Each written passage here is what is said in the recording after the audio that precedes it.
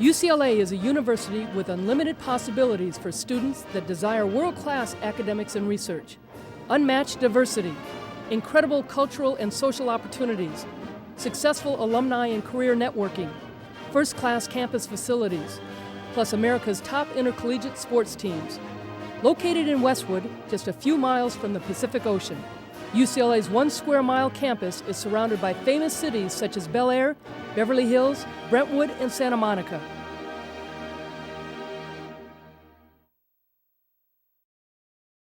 Hi everybody, and welcome to Westwood for another edition of UCLA Bruin Talk. I'm Dave Marcus, pleased as always to be seated next to Allison Taylor. We have a real interesting show for you today. You know, it's one thing to have one of the top athletic programs in the nation. It's another thing to communicate the message about those programs. We're going to get inside that process, and then we're going to talk to one of the top players on this year's #1 ranked women's volleyball team. Before we meet our first guest, let's take a look at the upcoming events.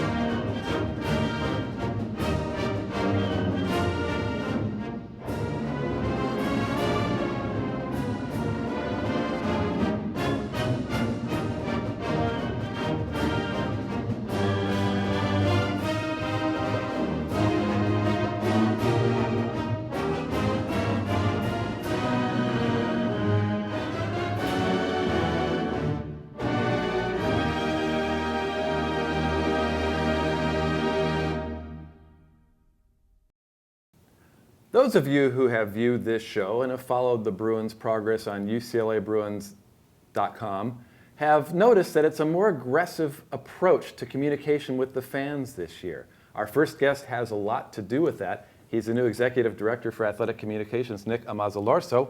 Welcome to Westwood and welcome to Bruin Talk. No, it's great to be here and share a little bit about what we plan to do this year and beyond with all the fans out there. The website in particular, and the Twitter links and the Facebook links, a lot of things have really started to come into fruition.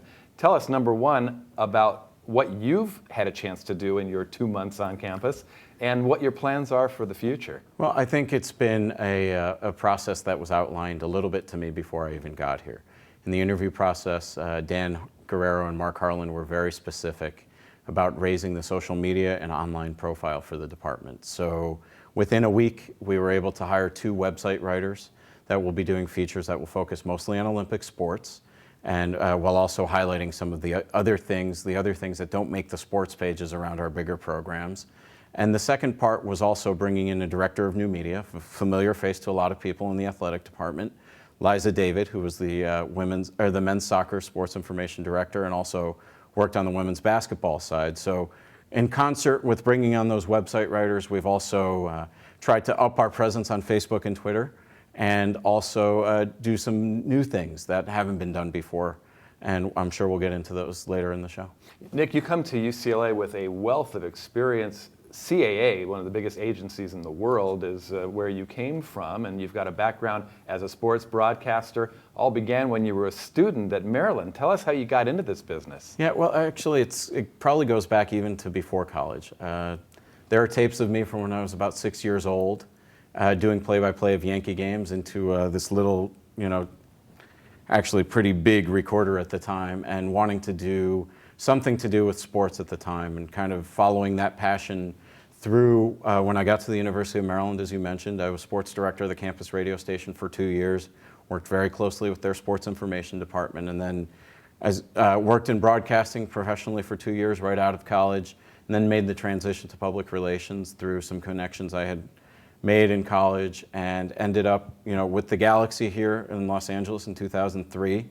Was there for the opening of the Home Depot Center and really able to position that club as best we could going forward. Was there until they won the championship in '05, and realized that in terms of, we had caught lightning in a bottle. This was before David Beckham, so hockey had been on lockout, and really were able to maximize the coverage in both English and Spanish language. I'm also fluent in Spanish and worked with that media here in LA, which is obviously very important in this market. And then spent 3 years at an agency in Seal Beach by the name of Leader Enterprises. We're responsible for doing a lot of the PR around all of DirecTV sports platforms. Also launched something innovative called the OCNN, Ocho Cinco News Network for Motorola. And then after about 3.5 years there, realized that I needed my next challenge. And that just happened to be CAA. It was good to be in that industry. It was on the corporate communications side, which probably prepared me more for what I'm doing today than anything else that I've done. But also realized that after a year, it probably wasn't a long-term place for me, and really looked to get back into college athletics, and really thought there could be some thoughtful things that would be done here. And we've begun to do those in the last, as you mentioned, about 6 or 7 weeks. How do you plan to utilize all of that experience that you just told us about? How are you going to use that to aid the UCLA athletics department? Well, I think it's a couple things at a time. It's a gradual approach. Really would have loved to have come in here and said, in August, and said, here's my 30, 60, 90-day plan. Came in after the Texas football game, so the accelerated focus became football. So right now I'm using actually a lot of what I did at CAA on the other side of this business, where I was responsible for a lot of the messaging around Urban Meyer's resignation from Florida last year. And CAA represents Urban, so I was able to see it from the other side. So I'm now able to position both Rick Neuheisel and Dan Guerrero in the best light going forward for not only themselves, but the program. So in the short term, I think I'll be drawing a lot of CAA parallels, but I also can draw on the fact that when I was at the Galaxy, we really ran the public relations department almost as a sports information department. So I'm able to provide guidance to those folks on a day in, day out basis as well, while not stepping on their toes, because a lot of them are already in season with sports that they would be covering for the university. One of the features that has started to appear on the UCLA website is the Word from Westwood, which is Dan Guerrero's blog. I think people in LA are not used to athletic directors having blogs and reaching out to really explain things to the community. And there have been a couple big challenges. You mentioned football. After the Arizona game, he had a Word from Westwood out the next day. And obviously that was very important to let people know what the position of the athletic director's office was on the status of things. Tell us about the effort behind getting the Word from Westwood onto the website. Yeah, I think the Word from Westwood is something that, again, was laid out in the interview process, but probably was accelerated just because of the mere circumstance of where football is right now, but also giving Dan the opportunity to be out in public. It's just one piece of the communication puzzle for Dan. We've done some radio interviews. Before that Arizona game, he's done some significant media after football games where maybe he hadn't in the past. But we're taking advantage, and we're trying to strike the iron while it's hot and do as best we can with what Dan has to say, really take a stand, really be topical. There are always going to be detractors, but I always feel that that's the 1 or 2% that you get no matter where you are, especially in a pro sports town. But I think it's really been a good avenue for Dan to express himself and to really also let the coaches know internally in the building in Morgan Center how much he really cares about their individual sports. Dave mentioned the rough outing at Arizona, and obviously there's going to be some negative publicity with that kind of thing. How do you plan now and in the future to mitigate negative publicity surrounding the athletics department? Well, I think it's, in 2 words, a proactive approach. I think in the past it's been reactive, and that's not to bash anybody that's been in this department before me. They've all had single sport responsibilities. I have no responsibilities to a single sport, therefore I have the ability to go out and do the messaging on a regular basis, to coordinate with coaches and administrators and make sure everybody's on the same page. And maybe even, once we get past a certain point this year when we're in the sports arena for basketball and we're at a point where we're comfortable, to really be proactive and to self-feature stories and things like that, not only internally on our website, which we've seen increase, but also work with papers on certain stories, whether it be the retirement of Al Skates coming up or other good stories that are worthy of coverage that newspapers really may have overlooked in the past. So being able to focus on certain things about that. One such example is we're hosting a men's basketball kickoff luncheon, but it's not going to involve Ben Howland or Dan Guerrero. It's going to involve Mark Harlan and Scott Mitchell, who are going to talk about why the Bruin Roadshow came into being, the logistics behind it, what the expectations are, to kind of get the media proactively thinking about those things, where in the past, maybe we haven't had the opportunity to do that because we've all been running so fast and just being able to stay up. So now, keeping ahead as opposed to staying afloat. You mentioned earlier the Olympic sports at UCLA, which have been the backbone of the nation's most successful overall sports program. Those Olympic sports in the traditional media get a line. The UCLA soccer won 1-0. But the website and the blogs and the Twitter feeds and all that stuff is bringing a higher profile to those Olympic sports. What's the long-term goal to get some more publicity for these sports that are so deserving? Well, I think it's probably, as you mentioned, a long-term goal. I don't know if it's 2 years away, 3 years away. I think eventually we want to get to the point where we are our own news bureau and breaking news on a regular basis, whether it be, as you mentioned, coverage of those Olympic sports or something around football or basketball. Kind of depends. We'll see. The position that I am currently in was modeled after a position at the University of Miami. And obviously they've had a lot of negative publicity in the last 6 months, but they've also been able to mitigate it by doing a lot of the work themselves and not necessarily cooperating with the Miami Herald. Not saying we're not going to cooperate with the LA Times. That's not at all on my agenda here. But also, if there are certain things that we can take in-house and really raise the profile of in-house, that will help recruiting efforts, will help general awareness of this campus, will help any number of factors, we'll be willing to do that. It's just a matter of when, not if. You came out of an environment in professional sports with the Galaxy, and now you're in an environment of college sports. What are the biggest differences between coming onto a campus and working out there in the professional ranks dealing with media? Well, I think first and foremost, the coach interaction is about the same on the professional side than it would be at the collegiate side, especially with the level of coaches that we have here at UCLA. In terms of dealing with the media, there are certain things you can do and can't do on both sides, kind of navigating those paths right now. The media is very much, very focused on UCLA. We're treated here in this market like a professional sports team, so there isn't a ton of difference. There are certain things that you can and can't do with regards to privacy of student athletes and things like that, especially on this being a state university. And we had to establish an injury policy early in my tenure here on the football side, and there was a lot of pushback from the media.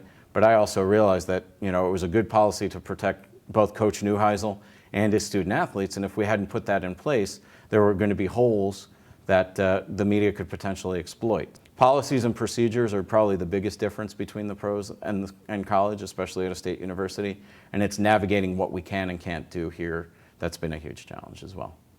During your tenure here, I know UCLA has created a new Twitter account, UCLA Game Day, that gives up-to-date or up-to-time updates of all the games going on, including the Olympic sports. Can you tell us a little bit about the rationale behind that and how it's come to fruition? Well, that was actually something that was in the plans before I got here, but we've kind of expanded it now. Liza David, who I mentioned earlier, is the director of new media, really saw an opportunity to be able to engage with our fans in every sport on a regular basis, and really realized that when things were tweeted, the amount of click-throughs was significantly more than if the stories just appeared on the website. So she decided to do that before I even got here, and then once I started after the Texas game, as I mentioned, we've tried to do it as much as possible. We've tried to encourage our sports information staffers at every venue when possible to do it. It's easier to tweet 140 characters than it is to try and write a game story and post it in real time on the website. So it's been very, very helpful. I think our Olympic sports need that and deserve that. They're very successful. We have 3 #1 teams in the country as we're taping this. We have a #2. So the more information we can get out about those sports, the better. So doing it in real time has really been a great tool in terms of fan engagement for us as a department. And as I mentioned, there are other things that we hope to do very, very soon, and whether it be Twitter, Facebook, even other social media technologies. And we're going to continue to engage the fans as much as possible. Nick, fascinating. I wish we could go on longer. We hope you'll come back and join us. Absolutely. I hope I haven't confused too many people out there or gone too long, but I'll take it on a regular basis. If you guys want to do it, I'll bring you through updates and what we're thinking and what the next thing is for the athletic department as well. And the good news is you can see the work of the Director of New Media and the Sports Information Department on the UCLA website at uclabruins.com. We'll be back in just a few moments after this public service announcement with our next guest.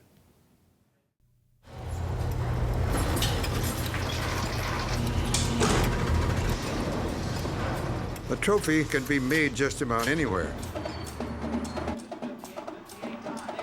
But there's one place where champions are made.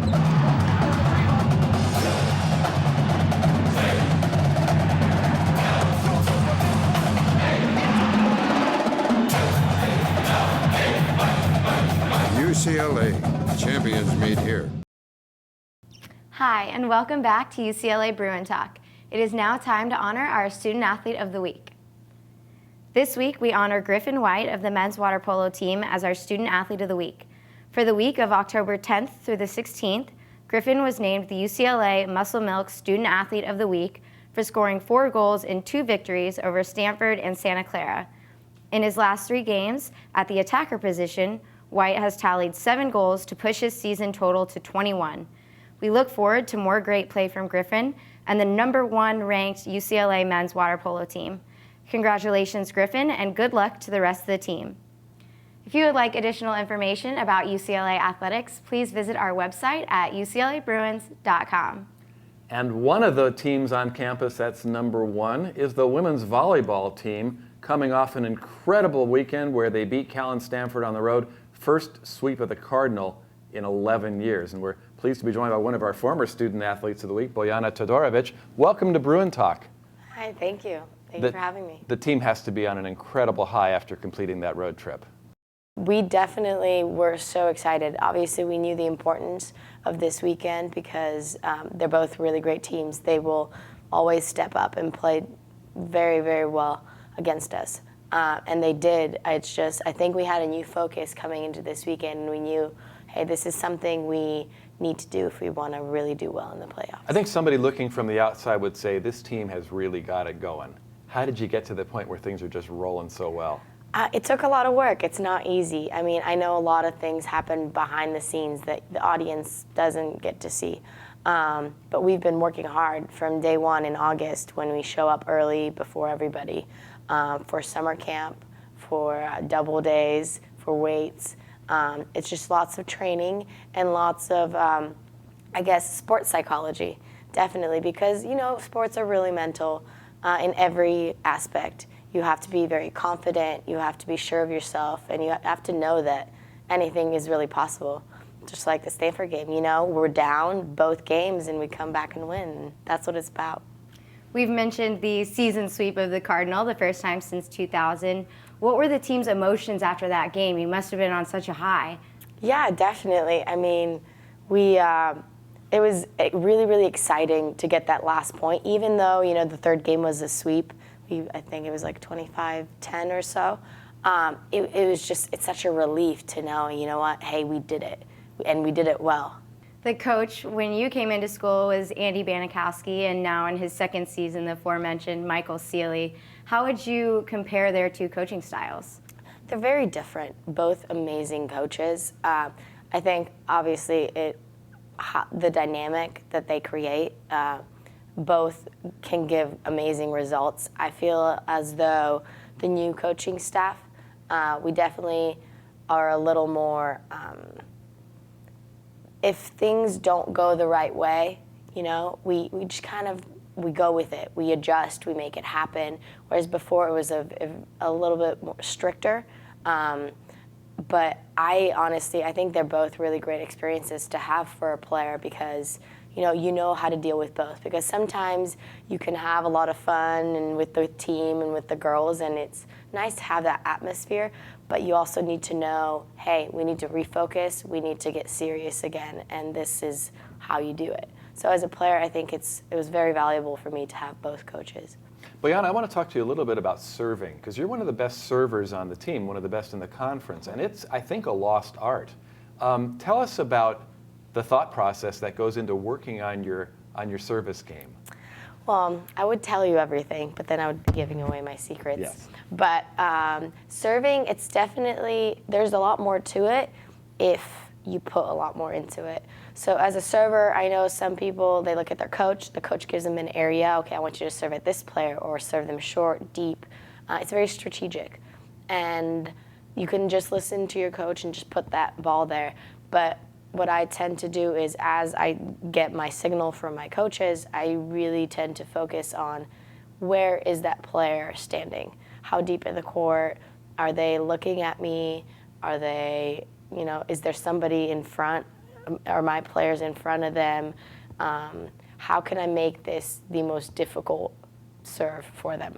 And it's not always about power. I think that's what some people underestimate about serving. It really isn't. It's about making the ball float.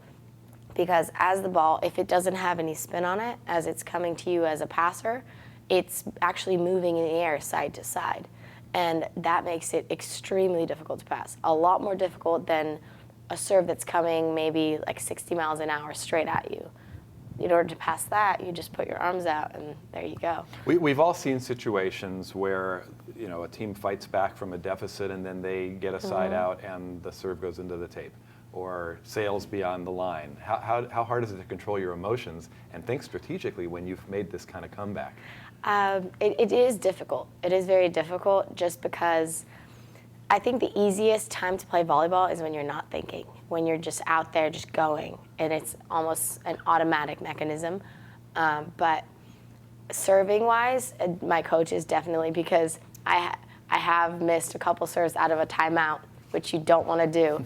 And I don't think the timeouts affect me really. It's just that I'm still going hard and serving as hard as I can in order to help my team score a point.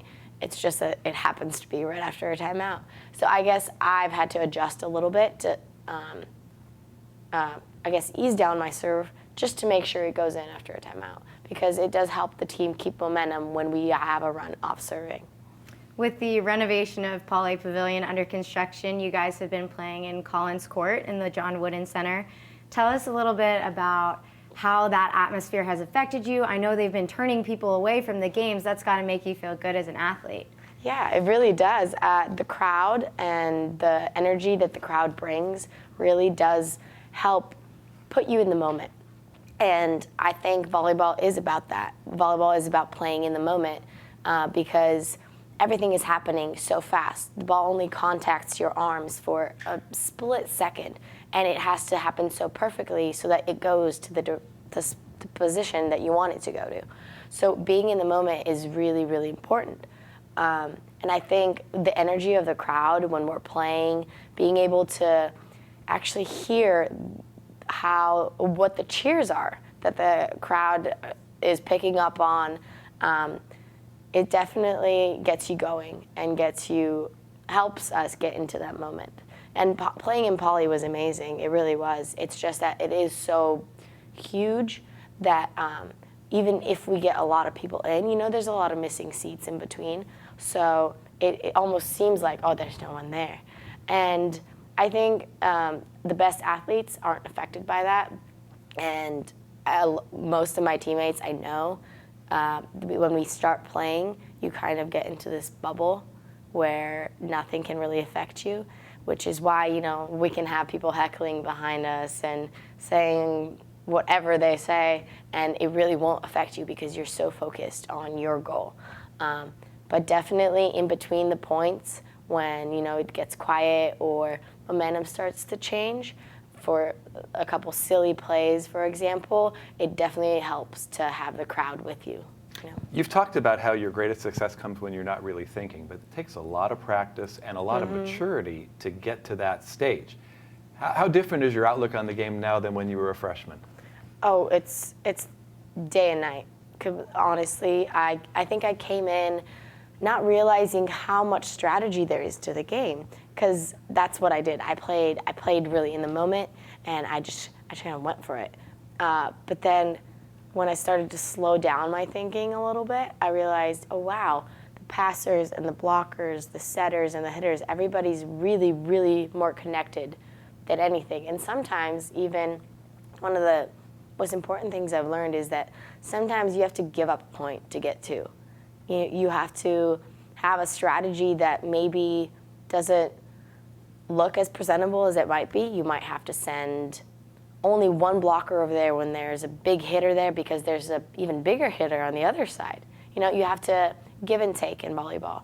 And I think our coaching staff, and with the fact that we started watching video for the first time in college, that was amazing because you finally get to see yourself play and other teams play. And you get to see these tendencies that players have. Whereas before, I was just kind of thinking, oh, the ball, they just hit that way and that way and that way. And I wasn't really keeping track of it all. And now, when you look at it as a whole, and obviously statistics help and scouting reports help, you kind of get to realize there is so much to it. There really is. And that's why the coaching is so important. We've been talking about the incredible success of the team so far this season. How do you yourself and how does the team plan to maintain that level of play through postseason? I think we definitely, obviously, weight room, practice, the technical things. But I think we do a great job of, I guess, meeting together as a team and talking through some of the issues that we have. We've established the importance of relationships between teammates and coaches and the players. Because if there is miscommunication, we need to figure it out. It's so much easier to work together with a team when you know you can trust the people right next to you. And you know that, hey, no matter what happens, they've got your back. And I think we've created that type of atmosphere on the team, which really, really helps us get through anything. So as we get into playoffs, I think that'll be something that will give us the edge over some teams. As the season winds down, Collins Court is selling out. So if you're going to go, you got to get there early. If you can't get in or you live out of the area, the home matches are streamed live on UCLABruins.com. Bojana, thanks for coming in. Congratulations on the great start and best of luck in the rest of the season. Thank you very much for having me. And thank you for joining us on UCLA Bruin Talk. Allison and I will be back next week with another great show. Until then, so long from Westwood.